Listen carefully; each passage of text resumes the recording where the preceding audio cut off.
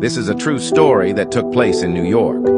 It tells of an old man who found himself desperate and alone. His stomach ached with hunger, and despite his best efforts, he could not find a single soul willing to help him. He asked for food, knocking on doors and begging of strangers, but each door closed in his face. With no other choice, the old man did something he had never done before. He stole a loaf of bread, but he was caught. The people of the city, who had turned him away when he was starving, were quick to bring him to justice. He was dragged to court, where he stood trembling before the judge, his eyes filled with tears. "I almost died of hunger," the old man said, his voice cracking.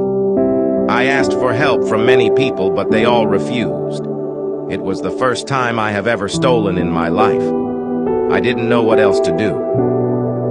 The courtroom fell silent as the judge looked at the old man. He could see the desperation in his eyes and the sorrow etched into his face.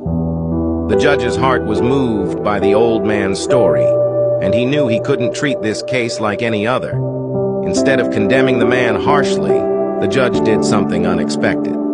He sentenced the old man to pay a fine of $10, a sum that was significant to someone with nothing. However, before anyone could react, the judge reached into his own pocket, pulled out a $10 bill, and placed it into the court's treasury. "I will pay your fine," the judge said, his voice firm but kind. In that moment, the old man was free, but the judge wasn't done yet.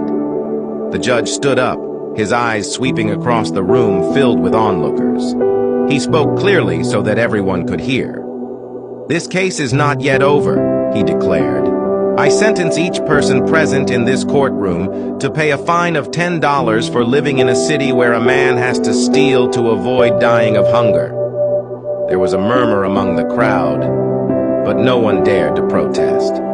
The judge removed his hat and handed it to an official.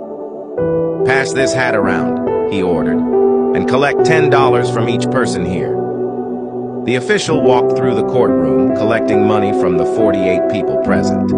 Some gave willingly, others reluctantly, but in the end, the hat was filled with $480. The official returned to the judge, who then handed the entire sum to the old man. "You are not just free," the judge said softly, "but now you have the means to take care of yourself.